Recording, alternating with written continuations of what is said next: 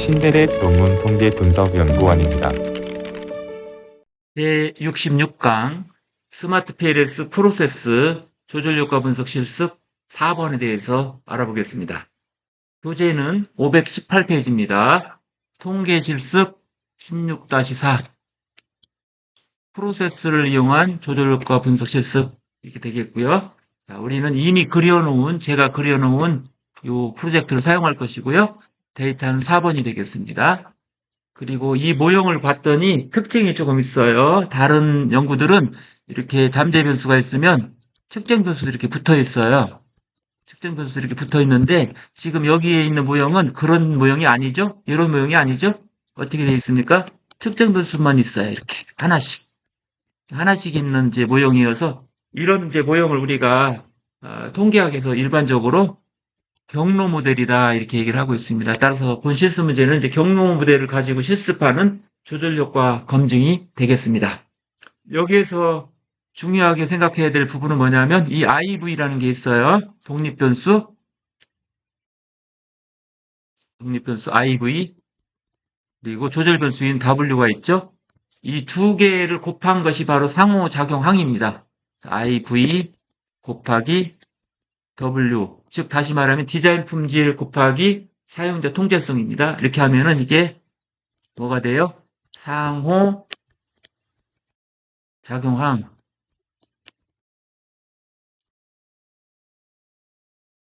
되는 것입니다. 그래서 이 상호 작용항이 통계적으로 유의하면 우리는 조절 효과가 존재한다고 해석하고 그렇지 않으면 즉 통계적 유의성이 없으면 조절 효과가 존재하지 않는다. 이렇게 이제 해석하시면 되겠습니다. 가설은 사용자 통제성은 디자인 품질과 고객 만족도 간의 관계를 조절할 것이다. 이렇게 이제 설정을 했고요. 다른 표현으로 제가 한번 해본다면 사용자 통제성의 수준에 따라서 디자인 품질이 고객 만족도에 미치는 영향은 달라질 것이다. 이렇게 가설을 설정해도 되겠습니다. 먼저 분석 결과를 보겠습니다. 자, 조절효과 검증 결과인데 기본 모델에서 이제 기본 가설이죠. 기본 가설은 여러분들이 이제 확인하시고 논문에 잘 기술해 주시면 되겠고요. 우리는 여기에 포커스가 있어요. 이 상호작용항이 여기에 영향을 미쳤는지 안 미쳤는지가 중요한데 이렇게 보니까 실제로 어때요? 영향을 미쳤어요. 즉 유의 수준 0.01 수준에서 P값이 이거보다 적기 때문에 우리는 이제 조절 효과가 존재한다. 통계적 유의성이 있다. 이렇게 해석을 하실 수가 있겠습니다.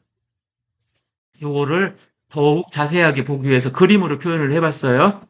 단순 기울기 분석 결과를 이제 보여주고 있는데요. 이 그림에서 조금 수정할 게 있네요. 제가 여기가 이제 사용자 통제성이 이제 6콘인데 이 사용자 통제성이 조절 변수잖아요. 그래서 사용자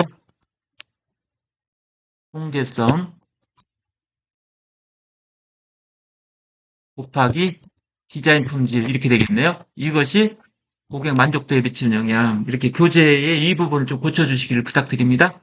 자, 시작점은 이렇게 이제 수준에 따라서 큰 값의 차이를 이제 보이고 있어요. 그런데 갈수록 좀 적어졌습니다. 그래서 우리가 분석 결과에 의하면 상호작용한 분석 결과에 의하면은 통계적 유의성이 있고 조절 효과가 존재한다 이렇게 해석을 할 수가 있습니다. 근데 이 각각의 경로 지금 이제 이게 조건부 직접효과라고 볼 수가 있는데요. 이 조건부 직접효과가 통계적으로 유의성이 있는지도 알아볼 필요가 있어요. 그래서 다음 넘어가 볼까요?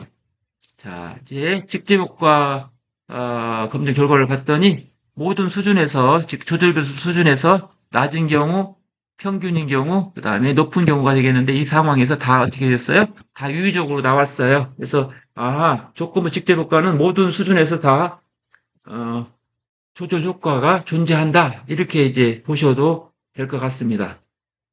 통계 실습 16-4를 실습하기 위해서 우리들은 스마트 PLS 4.0 프로그램으로 들어왔습니다. 그러면 이미 만들어 놓은 파일을 한번 불러보겠습니다. 파일 메뉴 들어가시고요. 쭉 내려오셔서 Import Project from 백업 파일 클릭 하시고 자, 16장에 들어와 보면 이제 프로젝트들이 쭉 있는데요. 우리는 4번을 미리 그려놨는데 불러보겠습니다. 열기. 자, 세이브. 자, 들어왔죠? 그럼 왼쪽 지표 관리창에서 프로젝트를 2번 클릭하세요. 그리고 조절 효과 모델 클릭. 자, 그렇죠? 이렇게 됐습니다. 자, 이 그림이 이제 단순 조절 모델이 되겠네요. 심플 모더레이션 모델. 이렇게 되는 겁니다. 이 모델을 가지고 이제 우리가 실습을 이제 해보는 것이 필요하죠. 칼큘레이터로 들어갈까요? 자, 패스 어널리시스. 들어오셔서 여기에 민센터드가 선택되어 있는지 확인하세요. 우리는 조절 변수를 평균 중심화 할 거예요. 그래서 이렇게 하시고요. 스타트 칼큘레이션. 나왔는데요.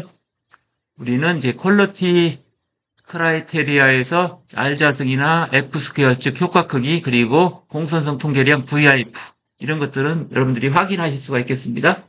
확인하시고 무엇보다도 이 지금 분석에 중요한 거는 뭐냐면 파이널 리절트의 심플 슬로프 어널리시스를 보는 거예요. 확인하는 거예요. 클릭. 이렇게 하면은 이제 그림이 나왔는데 제가 이론적인 부분에 설명한 것처럼 이제 시작 부분과 끝 부분이 매우 달라졌음을 알 수가 있고 조절 효과가 존재하는 그림으로 보여집니다. 그런데 최종적인 결론은 뭐를 보고 한다고 했어요? 패스 코에피션트의 결과를 보고 해석해야 된다. 이렇게 말씀을 드렸고요. 그리고 조건부 직접 효과에 대해서도 이제 알아봐야 된다고 말씀을 드렸습니다. 이제 이를 위해서 우리가 부투스 래핑을 한번 해보겠습니다. 자, 화면 상단 좌측에 에디트를 눌러주세요. 다시 칼큘레이트로 가시고 부투스 래핑을 클릭합니다. 자, 잘 설정됐는지 확인해서 여기는 잘 됐네요.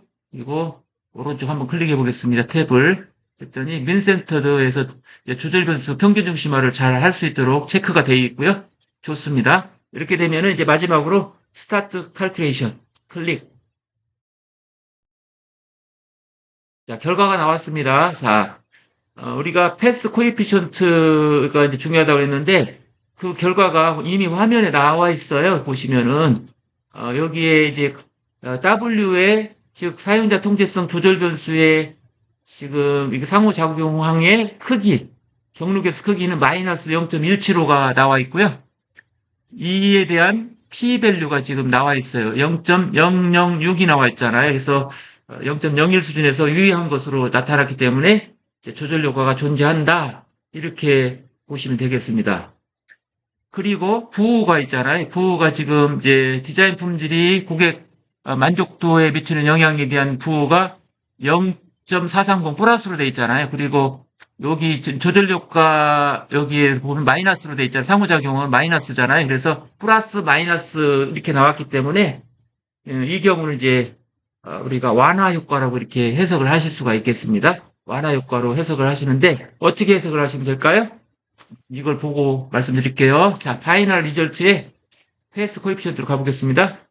자, 이 상태에서 이렇게 보시면은 이 디자인 품질이 고객 만족도에 미치는 영향은 플러스로 되어 있어요.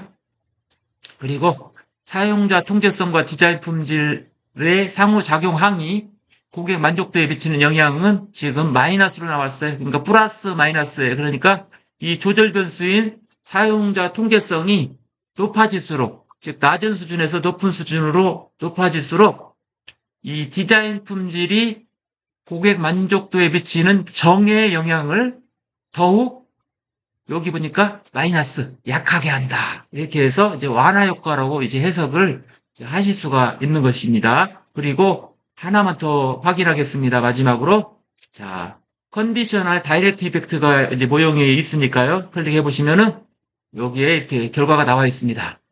다 유의적으로 나왔어요. 이제 P-밸류가 0.01보다 다 적네요. 그래서 모든 이제 우리 조절 변수 수준에서 이 조건부 직접 효과는 유의성이 있는 것으로 나타났고 결국은 이제 뭐예요? 이 조절 효과가 존재한다. 이렇게 해석을 하실 수 있을 것 같습니다.